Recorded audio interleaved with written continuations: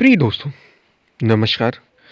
काम और क्रोध को ठीक से समझने की ज़रूरत है। यहाँ यहाँ पे काम का मतलब वासना से ही है। क्रोध को ठीक से समझने की ज़रूरत है। इसी पर हम वीडियो में बात करेंगे। उससे पहले अगर आप चैनल पर नए हो तो सब्सक्राइब भी करें।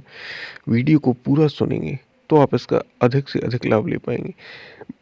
पसंद आए वीडियो तो शेयर ज़रूर करें, शेयर कर ना भूलें। और हमने गीता सीरीज़ की शुरुआत की है। ज़रूर जुड़ें यदि आप जुड़ सकते हो। तो हम चलते हैं अपनी वीडियो की तरफ। प्रिय दोस्तों, काम और क्रोध, भगवान श्री कृष्ण गीता में भी अर्जुन से कह रहे हैं कि अर्जुन, ये काम और क्रोध को तू भली प्रकार जीत। ठीक है, वहाँ तो अर्थ एक प्रकार से जो भगवान श्री कृष्ण कह रहे हैं वो काम का अर्थ कामनाओं से है। मूल कामनाएं ही है। क्योंकि अगर कामनाएं आपने जीत ली, कामनाएं अगर आपके भीतर अब नहीं उठ रही हैं तो बस काम हो गया। कामनाओं से ही तो व्यक्ति अंधा है। कामना यानी इच्छा, इच्छा ही काया, इच्छा ही माया, इच्छा ही जग उपजाया। लेकिन यहाँ हम जो काम और क्रोध की बात कर रहे हैं ये वासना से, काम वासना, क्रोध। ठीक है, काम और क्रोध। ठीक है, यहाँ पर हम बात कर रहे हैं ऊर्जाओं से। ये ऊर्जाएं हैं, काम और क्रोध। वासना जो क्या होती है, ऊर्जा, काम वासना। भयंकर जिसको काम वासना है, ये क्या दिखा रही है कि उसमें भयंकर ऊर्जा मौजूद है। इसको ठीक से समझो जरा। क्रोध, जो भयंकर क्रोधी है, इसका मतलब उसके अंदर क्या है, भयंकर ऊर्जा क्रोध के रूप में प्रज्वलित हो रही है। अब इन ऊर्जाओं को ठीक से समझ लो तो इनको तुम रूपांतरित कर सकते हो। आपने एक फार्मूला सुना ही होगा, ये थर्मोडायनेमिक्स का एक लॉ होता है।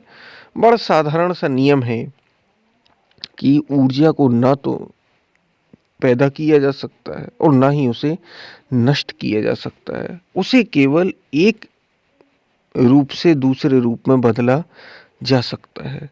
यानी energy neither can be created nor can be destroyed, it transferred from one form to another form. मतलब उसे केवल एक फॉर्म से दूसरे फॉर्म में बदला जा सकता है। उसे न तो पैदा किया जा सकता है और ना ही नष्ट किया जा सकता है। यानी ये जो ऊर्जाएं हैं जो हमारे भीतर ही मौजूद हैं, क्रोध के रूप में, काम के रूप में, ये इसको बड़े अच्छे से समझो आप।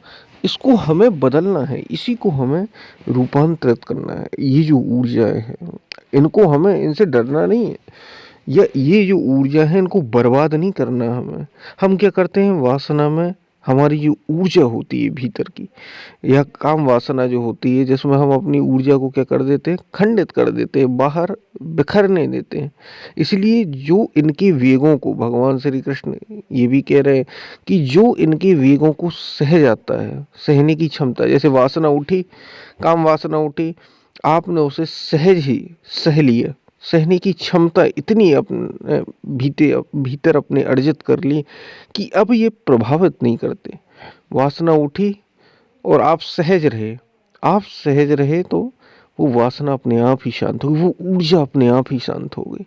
क्रोध उठा, लेकिन आपने इतनी आप में क्षमता भीतर हासिल कर ली कि अब वो प्रभावित ही आपको नहीं कर पा रहा। तो ऊर्जा तो उठी, लेकिन वो ऊर्जा प्रभावित नहीं कर पाई आपको। तो वो ऊर्जा फिर क्या होगी, दूसरे रूप में रूपांतरित हो जाएगी। ये काम वासना ही है जो क्रिएशन यानी सृजन में सहायक होती है। ये सृजन की ऊर्जा है, ये क्रिएशन पावर है आपकी। इससे आप कुछ भी क्रिएट कर सकते हैं और इसे आप बेकार भी जाने दे सकते हैं। काम वासना से ही तो बच्चे का जन्म होता है, सृजन होता है, नहीं होता है, अगर वो सही दिशा में हो। वो जब सही दिशा में नहीं होता तो यही समस्याएं हो जाती हैं। ये ऊर्जा ही, ये जो एनर्जीज हैं आपके भीतर, अगर आप इन्हें सही तरीके से संतुलित, बैलेंस नहीं कर पाते तो फिर यही नष्ट करने लगती हैं आपको। यही आपकी आपको कमजोर बनाने लगती हैं, क्योंकि हमें ऊर्जाओं के साथ तालमेल बिठाना नहीं आता। इसलिए समझो, इसे बहुत अच्छे से समझना जरूरी है, काम वासना और क्रोध को। इसे बुरा मत मानो, इसे समझो और इसमें सुधार करो। किसमें, ऊर्जाओं में सुधार करोगे तुम, एनर्जी को सुधारोगे। तो एनर्जी को नहीं सुधारना है, अपने को सुधारना है, अपने को बैलेंस करना है। लोग रोकना चाहते हैं कि वासना उठे ही ना, है ना, सेक्स की वासना, मतलब काम वासना वही सेक्स। तो लोग चाहते हैं ये हो ही ना हमारे भीतर, ये हो ही ना, वो इसके लिए रात दिन दबाने का प्रयास करते हैं। दबेगी क्या? गुस्से को अपने दबाने का प्रयास करता है, तो जब दबाने का प्रयास करोगे तो वो दबेगी नहीं, और उग्र रूप लेगी और सामने आएगी। इसलिए ऊर्जाओं को दबाओ मत, ऊर्जाओं को समझो। पहले तो खुद को समझो। खुद को समझोगे, जितने ज़्यादा अपने को सहज बना सकोगे, उतनी ही ये ऊर्जाएं ठीक से काम करेंगी और आप इन्हें रूपांतरित कर सकोगे, आप इन्हें ट्रांसफॉर्म कर सकोगे। तो अपनी ऊर्जाओं को समझो भली प्रकार और अपने जीवन के अनुसार इन्हें गढ़ो। क्रोध ही, ये जो ऊर्जाएं हैं, इनको आप अपने अनुसार बना सकते हो, जैसा चाहो वैसा बना लो। ठीक है, इनसे डरने की, इनसे लड़ने की जरूरत नहीं है, इन्हें समझने की जरूरत है और इन्हें अपने प्रयोग में लाना है। ठीक है, क्रोध शांति बन जाता है। जो भयंकर हम क्रोध करते हैं, भयंकर गुस्सा आता है हमें, ठीक है, एंगर, एंगर इज एनिमी, हर कोई कहता है क्रोध शत्रु है, क्रोध खुद को जला देता है, होता है नहीं, क्रोध दूसरे को कम जलाता है। जब हम गुस्सा करते हैं तो दूसरा कम जलता है, हम खुद ज्यादा जल रहे होते हैं। होता है नहीं होता, हम अपने को ही नष्ट कर रहे होते हैं इन ऊर्जाओं में। और अगर तुमने अपने को संभाला, स्वयं को संभाला, स्वयं पर काम किए, याद रखना जब गुस्सा आ रहा होगा या गुस्सा अपने प्रबल वेग में होगा तब थोड़ी रुकेगा वो, पहले उस पर काम करना होगा, पहले स्वयं पर काम करना होगा, फिर नहीं रुकता। जब आ रहा हो तब तो वो आ ही जाता है। ठीक है, पहले वासना थोड़ी, जब वासना आ जाती है तब थोड़ी रुकती है, फिर आप उसे रोकने में लग गए। वो तो पहले रुकेगी भाई, पहले रोको उसे, बाद में नहीं रुकती, पहले रुकती है। इसलिए पहले रोकने का प्रयास करो, बाद में नहीं। शायद आप समझ रहे होंगे बात को क्या कही जा रही है।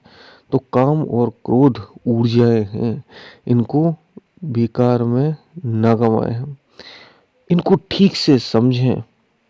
ठीक है, इनको दबाने का प्रयास ना करें, तभी आप इनको अपने जीवन में सही तरीके से उपयोग कर पाएंगे और इनका पार पा सकेंगे। भगवान श्री कृष्ण गीता में कह रहे हैं, अर्जुन जो काम और क्रोध के वेग को, यानी ये जो वेग होते हैं, इनको सहने की क्षमता हासिल कर लेता है, वो फिर मृत्यु को प्राप्त नहीं होता।